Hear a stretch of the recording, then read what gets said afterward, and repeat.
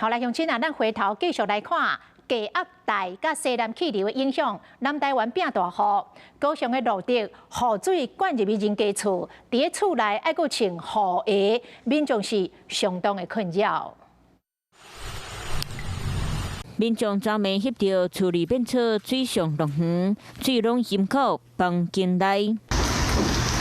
家具全部贴到岛顶，南台湾落大雨，高雄路竹水淹到人家厝内。这位独居阿嬷家己一人住，家己当想办法救家己。咱都唔敢下落呢，你看我摕我呢，啊做一个指甲来，我请一个指甲，伊讲我做饭我会晓做。就算雨雨落较细，不过厝内嘛是积水，厝含伫咧厝里拢爱穿雨鞋。现在可以看到呢，在民宅内呢，其实他们的家具都是有用这些东西来做一个垫高的。不过我们在往这个住家内持续的往内走，你可以看到呢，其实在地面上是有积水的，甚至呢这个水的高度，我大概都已经可以盖到这个脚背了。受到西南气流影响，高雄继续落大雨，造成路竹当地淹水。有住户就讲，水位暗时11点淹到过灯工半暝2点，厝里的积水才渐渐啊消退。咱也袂着能力通讲厝啦，一个人尔。天气同款无稳定，提醒当地民众出外拢爱勤细力。